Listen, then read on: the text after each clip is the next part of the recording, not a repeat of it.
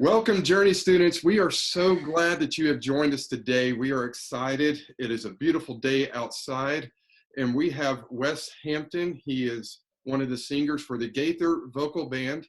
We're going to talk about music and the Great Commission. My name is Luke Milam. I'm the youth pastor at First Baptist Church of Bremen, Georgia. We have taken on this responsibility to make videos to inspire and encourage the next generation to fulfill the Great Commission, no matter what the circumstance may be in front of you. So Wes, you've been in music for a little while. A little bit. There might be some people out there who don't know who Wes Hampton is. And so could you just give us a little bit of a snippet, who you are, what you do, and what's God got you doing right now? Yeah, I think that's the majority of people. I have no clue who I am or what I do, and I'm fine with that. Gosh, I'm a Southern boy, been one my whole life. Grew up in Tennessee, live in Alabama now with my family. I'm married 22 years this August, 22 years to the same woman. Imagine that.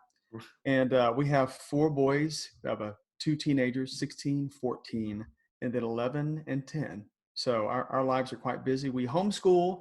So this whole quarantine thing is not really much of a change for us. You know, we're used to being home a lot and doing school. So we're like, okay, bring it on. We'll do homeschool. But for those of you who don't know who I am, what I do, I've been singing with a guy named Bill Gaither. Some of you might not even know who Bill Gaither is, and that's totally fine. But if you've ever sung from a hymnal, That's right. you probably have sung a song written by Bill and his wife, Gloria. And they are incredible songwriters. And he has a group called the Gaither Vocal Band. It's a quartet. It started out as a quartet. Now it is a quintet. And the group is, gosh, I think almost 40 years old. And I've been with them for 15 years. Really? And I'm just absolutely loving it. I grew up a huge fan of the Gaither Vocal Band. If you've never heard of them, look them up on YouTube. They were around a lot. They were around for many years before I came to the scene. I became a fan of the Gaither Vocal Band when I was younger because I enjoyed listening to Mark Lowry's CDs. Yeah. And so that's where I was first introduced to the Gaither Vocal Band. Oh yeah, Mark is just a nut, and I can't believe I can say he's one of my dear friends. I've got to sing with some amazing singers through the years. You know, I've got to sing with people like Steve Green and Larnell Harris and Michael English and David Phelps and Guy Penrod, Marshall Hall, all these amazing singers, Russ Taff. Right. And just never thought that I would ever get to sing with this group that I grew up really idolizing. I loved the vocal band so much. And it was just really great music. And it is a mixture of all these influences that Bill draws from. Bill draws from white gospel, from black gospel, from more contemporary sounds to more inspirational to worship stuff. He just has this, it's almost like this amalgamation of all these different types of styles together. And that's what drew me to the vocal band, because it wasn't just one style. It was so musical, so well done, amazing tight harmonies. And to me, the vocal band was always a standard for quartets. I mean, that was to me as a kid, that was the pinnacle. It was like, man, you know, what's a vocal band coming out with next? So not to talk too much about them, but that's what I do. I love to do it. I have not done it much recently because of the quarantine. We are obviously out singing concerts, and that's how I make my living. Every weekend I sing, I get paid. Every weekend I do not sing, I do not get paid. So we are in a place of deep trust right now and relying on God's provision. And you know, I'm not worried. I'm not worried. I can choose to live in fear and anxiety and worry and what's next and what are we going to do? Or I can daily get up and say, God, I know you got this. I know you got this. You have promised to be there for us. It doesn't mean it's always going to be easy. There are times that are going to come where it's going to be tough. That's why you have me. That's why you have the body of believers to support one another, to get you through difficult times. So we're in a difficult time right now, and we will get through this. We'll look back on this and say, hey, remember that? Boy, that was tough, but look what God has done and look where we are now. Yeah, I've got a senior in high school right now. We got a freshman in college. I've got you beat by one child. I got 5. You look old enough to have 5 children. I am 44, and No way. yeah. I would have guessed, honest to goodness, I would have guessed, just seeing you, 31, 32, Well, maybe. I had this one guy tell me that I must eat a lot of salt because I'm well preserved. But I've never heard that. That's funny. she's having a really tough time because it's no prom, Yeah, no it's tough. graduation, Sure. and she doesn't get to say bye to her teachers. I couldn't imagine going through this without Jesus. Mm. This would be an absolute nightmare. One of the things in my ministry, because I was working at a drug rehab ministry, Hmm. my wife and I, over the last 3 years, we've been given a burden that the children of the addicts, it's kind of like a cycle. And God just continually gave us a burden. Hey, we need to work with the kids. It's those little bitty stories, those that really connect, that keep us going. I was just wondering, like, is there a story or stories that you can think back on and go, that's that's why I keep doing this Gaither Vocal Band. One of my favorite parts of what I do is hearing the stories of people who have Mm, been impacted by the music, by the message of what we sing. And there's no specific stories because I've heard so many and so many similar stories. I love this one. It's typically a female, older lady. She'll come up and say, "Well," she goes, "My husband has never been a religious person, a spiritual person, but mm, he watches the videos. He will listen to you guys mm. with the CD player in the car, pull up iTunes or whatever and listen." And she said, for years he wouldn't go to church, but because of the music and the message that you sing, he has come to know the Lord because Wow. of that. And I think, holy, I mean, I'm getting chill bumps right now. I think just about how God uses someone like me, someone like the guys I sing with, to bring someone to a personal relationship with Jesus. That's powerful, and it's very humbling. So I've heard that story time and time again.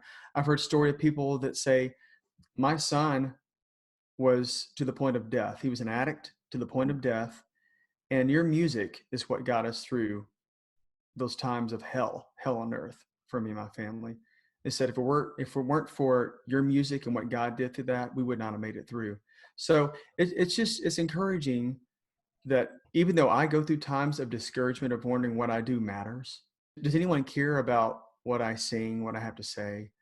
Am I significant at all? And stories like this are just reminders from God saying, yeah, I've I put you in this position for a purpose and you are fulfilling that purpose. Right. So yeah, what you do does matter, and you do have value. Wow. So I don't judge myself by the response of the audience. If I get a standing ovation or people clap or if people do whatever, raise their hands, I'm not doing it for that. I do it because I know that it's what my purpose is. Wow. When God called me into the ministry, I was like, man, I want to be like Dawson McAllister or these other big names. Sometimes we can get so caught up in looking at the big the big groups. There's a lot of students out there that they have big dreams. I heard one preacher say that you want to focus on the next step, the next goal, and not look at trying to become a Billy Graham. That may not be what God wants you to do. You're right. Well, yeah, because someone once asked Mark Lowry, how do I make it in music? And Mark thought for a minute. He said, well, I mean, what do you mean by make it? Do, Mm, do you mean I want to be rich and famous? Do you want to lead people to the Lord? Do you want to have a ministry where you go around to nursing homes and you minister to people that are shut in? The list goes on and on. So you've got to look at your what in whatever you do. I went to school to be a doctor of all things, and God diverted me, and here I am today doing this. I was going to be a doctor. That was my plan. That was my dream, to be a doctor. mm. Ultimate dream was to sing in the vocal band, but I knew that wasn't going to happen. And but God had other plans. So you got to look at your motivation behind what you're doing. Are you doing what you're doing for the wrong reasons? Or are you doing what you're doing because it's what you feel God is wanting you to do, calling you to do? Are you doing something because you enjoy it? If you don't find fulfillment in what you do, man, that sounds kind of miserable to me. Some schools, they give these tests to find out what type of career would best fit you. And one of the things that I talk about to our students is those tests aren't bad, but the biggest problem with those is they don't add in God. They don't add in Jesus Christ. Like, what does Jesus want you to do? Yeah, Because, yeah, you may be a great doctor, but what if that's not what God wants you to do? yeah. Exactly right. It's all about fulfilling your purpose, and your purpose might not be tied to your job. Your purpose might be you are a doctor, and then you find your purpose through serving at your church on the parking team. Right. I mean, it's totally not always tied to what you do for your occupation, but a lot of times it is. A lot of times it is. If you really seek that, God will show you what that is. I believe that with everything.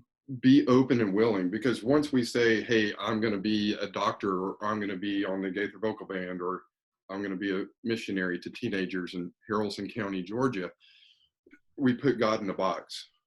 The freedom comes when we release God and don't put him in that box. We're so tied up, and sometimes it can become so stressful because we're trying to force ourselves to do this and force God to only work in our lives within this parameter, and realizing that we're putting all that stress on ourselves. Yes, you're exactly right.